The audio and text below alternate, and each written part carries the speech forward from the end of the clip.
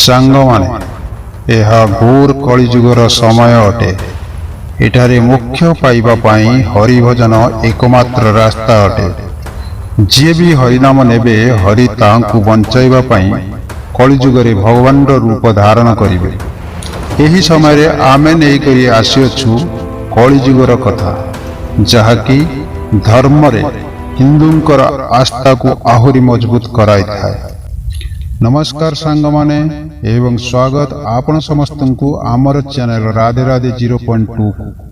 ତେବେ ଚାଲନ୍ତୁ ଆରମ୍ଭ କରିବା ଆଜିର କଥା। ଗୋଟିଏ ନଗରୀରେ ଶିବଙ୍କର ଭବ୍ୟ ମନ୍ଦିର ଥିଲା, ଯେଉଁଠି ପ୍ରତ୍ୟେକ ବର୍ଷ ବହୁତ ଦୂରରୁ ଭକ୍ତମାନେ ଆସିଥାନ୍ତି। ଶ୍ରାବଣର ମାସ ଥିଲା। ଦୂର ସ୍ଥାନରୁ କାଉଁରା ଆଣିକରି ଭଗବାନ ଶିବଙ୍କ ଜଳ ଅଭିଷେକ କରିବା ପାଇଁ ଆସିଥିଲେ। ମନ୍ଦିରର ଚତୁଃପାର୍ଶ୍ୱରେ ଭକ୍ତମାନଙ୍କର ଭିଡ଼ ଭରି ଯାଇଥିଲା। ସେହି ସମୟରେ ହଠାତ୍ ଆକାଶରେ ବିଜୁଳି ଚମକିବାକୁ ଲାଗିଲା ଏବଂ ସୁନାର ଗୋଟିଏ ଥାଳି ଆକାଶରୁ ଆସିଥିଲା। ସେହି ସାଥିରେ ଗୋଟିଏ ଭବିଷ୍ୟବାଣୀ ହେଲା କି ଯିଏ ବି ଭଗବାନ ଶିବଙ୍କର ସଚ୍ଚା ଭକ୍ତ, ତାହାକୁ ଏହି ଥାଳି ମିଳିବ। ମନ୍ଦିରର ପରିସରରେ ଉପସ୍ଥିତ ସମସ୍ତ ଲୋକ ଏହି ଭବିଷ୍ୟବାଣୀ ଶୁଣିଲେ। ଧୀରେ ଧୀରେ ସମସ୍ତେ ଗୋଟିଏ ସ୍ଥାନରେ ଏକତ୍ରିତ ହୋଇଗଲେ। ଯିଏ ବି ଏହି ଥାଳିକୁ ଦେଖୁଥିଲା, ତାହାକୁ ସମ୍ପୂର୍ଣ୍ଣ ବିଶ୍ୱାସ ଥିଲା କି ଏହି ଥାଳି ମୋତେ ହିଁ ମିଳିବ। ସେଥିପାଇଁ ସେ ସମସ୍ତେ ଆଗକୁ ଯାଇକରି ଠିଆ ହୋଇଗଲେ। ସର୍ବପ୍ରଥମେ ପୂଜାରୀ ଆସିଲା ଏବଂ କହିଲା, ଦେଖନ୍ତୁ, ମୁଁ ପ୍ରତିଦିନ ମହାଦେବଙ୍କର ଅଭିଷେକ କରୁଅଛି, ଅତଃ ମୁଁ ଭୋଳାନାଥଙ୍କର ସବୁଠାରୁ ନିକଟବର୍ତ୍ତୀ ଓ ପ୍ରେମୀ ଭକ୍ତ ଅଟେ। ସେଥିପାଇଁ ଥାଳି ମୋତେ ମିଳିବା ଦରକାର। ଏତିକି କହି ପୂଜାରୀ ଥାଳି ଉଠାଇଲେ। ଯେପରି ପୂଜାରୀ ଥାଳିକୁ ଉଠାଇଲେ, ଥାଳି ପିତ୍ତଳ ହୋଇଗଲା। ଏହା ଦେଖିକରି ପୂଜାରୀ ବହୁତ ଲଜ୍ଜିତ ହୋଇଗଲେ। ସେ ଥାଳିକୁ ଯେଉଁଠି ଥିଲା ସେଠାରେ ରଖିଦେଲେ ଏବଂ ସେଠାରୁ ଚାଲିଗଲେ। ସେହିପରି ସେଠାରେ ଉପସ୍ଥିତ ଥିବା ସମସ୍ତ ପୂଜାରୀମାନେ ନିଜକୁ ପରଖିଲେ, କିନ୍ତୁ ସେଠାରେ କୌଣସି ପୂଜାରୀ ସଚ୍ଚା ଭକ୍ତ ନଥିଲେ। ସେ ମଧ୍ୟ ଥାଳି ସେହି ସ୍ଥାନରେ ରଖି ଚାଲିଗଲେ। ତାହାପରେ ସେହି ନଗରୀର ରାଜା ଆସିଗଲେ। ଯେବେ ସେଠାକୁ ଆସିଲେ ଓ କହିଲେ, ମୁଁ ମହାଦେବ ମନ୍ଦିରରେ ବହୁତ ଦାନ ଦକ୍ଷିଣା ଦେଇଅଛି, ସେଥିପାଇଁ ଏହି ଥାଳି ମୋତେ ମିଳିବା ଉଚିତ। ଏତିକି କହି ରାଜା ଆଗକୁ ବଢ଼ିଲେ ଓ ଥାଳିକୁ ଉଠାଇଲେ। ଯେପରି ରାଜା ଥାଳି ଉଠାଇଲେ, ଥାଳି ତମ୍ବା ହୋଇଗଲା। ଏହା ଦେଖି ମହାରାଜ ମଧ୍ୟ ଲଜ୍ଜିତ ହୋଇଗଲେ ଏବଂ ଥାଳିକୁ ସେଠାରେ ରଖି ଗୋଟିଏ ପକ୍ଷରେ ଠିଆ ହୋଇଗଲେ। ଏହାପରେ ବହୁତ ଦାନୀ, ମହାତ୍ମା ଓ ଭକ୍ତଜନ ଆସିଥିଲେ ଏବଂ ଥାଳି ଉଠାଇଥିଲେ, କିନ୍ତୁ କାହାର ହାତରେ କିଛି ବି, ଅନ୍ୟ କାହା ହାତରେ କିଛି ବି ହୋଇଗଲା, କିନ୍ତୁ ସୁନା ହେଲା ନାହିଁ। ଏଥିରୁ ଲୋକମାନଙ୍କୁ ଜଣାପଡ଼ିଗଲା କି ଆମମାନଙ୍କ ମଧ୍ୟରେ କେହି ବି ମହାଦେବଙ୍କ ସଚ୍ଚୋଟ ଭକ୍ତ ନୁହନ୍ତି। ସେହି ସମୟରେ ଗୋଟିଏ କୃଷକ ଆସିକରି ପହଞ୍ଚିଲେ। ସେହି ବିଚାରା ମାସ ପରେ ଆଜି ଚତୁର୍ଥ ମାସ ସୋମବାର ଶୁଭ ଦିନରେ ଶିବଙ୍କୁ ଦର୍ଶନ କରିବାକୁ ଆସିଥିଲା। ଗରିବ ଓ ଗୃହସ୍ଥିରେ ଦବି ହୋଇ ରହିଥିବା, ଦିନରାତି କ୍ଷେତରେ ପରିଶ୍ରମ କରି ତାହାର ଓ ତାହାର ପରିବାରକୁ ସମ୍ଭାଳୁଥିଲା। ଏବେ ରାସ୍ତାରେ ଆସୁଥିଲା। କେହି ଭିକାରୀ ମିଳିଗଲା ଏବଂ କିଛି ଖାଇବା ପାଇଁ ମାଗିବାକୁ ଲାଗିଲା। ସେହି କୃଷକକୁ ଦୟା ଆସିଗଲା।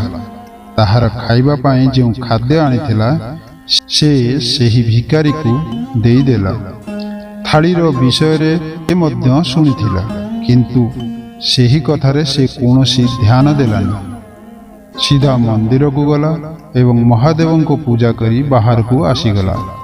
ମନ୍ଦିର ଚତୁଃପାର୍ଶ୍ୱରେ ପରିକ୍ରମା କରି ଯେବେ ସେ ଯିବାକୁ ଲାଗିଲା, ସେହି ସମୟରେ ପଛପଟରୁ ଜଣେ ବ୍ୟକ୍ତି କହିଲେ, ଭାଇ, ତୁମେ ମଧ୍ୟ ଥାଳି ଉଠାଇ କରି ଦେଖିନିଅ। ଏପରି ଲାଗୁଅଛି ତୁମେ ଏକ ସଚ୍ଚୋଟ ଭକ୍ତ ଅଟ, ଯାହା ପାଇଁ ଏହି ଥାଳି ଆସିଅଛି।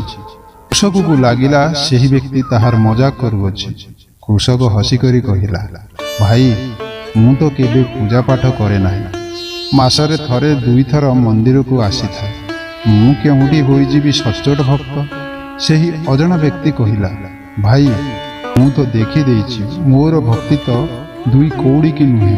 ଏବଂ ତୁମେ ମଧ୍ୟ ତୁମର ହାତ ଲଗାଇ ଦେଖିନିଅ ସୁନାର ଥାଳି ମିଳୁ ବା ନ ମିଳୁ, କିନ୍ତୁ ଜଣା ତ ପଡ଼ିଯିବ ତୁମର ଭକ୍ତିର କେତେ ଶକ୍ତି ଅଛି।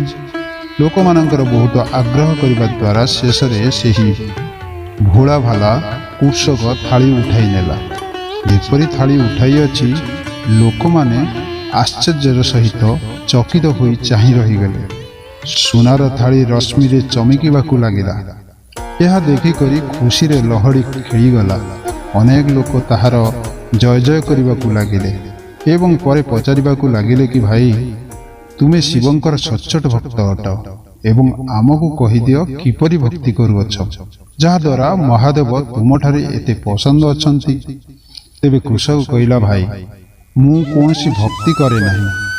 ମୁଁ କେବଳ ଦିନସାରା କ୍ଷେତିରେ କାମ କରୁଅଛି ଏବଂ ଅଳ୍ପ ସମୟ ବାହାର କରି ଦୁଃଖୀ ଲୋକଙ୍କୁ ସାହାଯ୍ୟ କରିଥାଏ। ଏହା ବ୍ୟତୀତ ମୁଁ କୌଣସି ଖାସ୍ କାମ କରିନଥାଏ। ଲୋକମାନେ ପଚାରିବାକୁ ଲାଗିଲେ, ଲୋକମାନଙ୍କ ସାହାଯ୍ୟ କାହିଁକି କରିଥାଅ? କରି କୃଷକ କହିଲେ, ଶାନ୍ତି। ଅନ୍ୟମାନଙ୍କର ସୁଖରେ ହସି ଦେଖିକରି ମୋତେ ଯେଉଁ ଆନନ୍ଦ ବା ଖୁସି ଆସିଥାଏ, ତାହାକୁ ଶବ୍ଦରେ ବ୍ୟାଖ୍ୟା କରିପାରିବି ନାହିଁ। ହୋଇପାରେ ଏହି କାରଣ ଅଟେ କି ମହାଦେବ ମୋ ଉପରେ ଖୁସିରେ ଅଛନ୍ତି।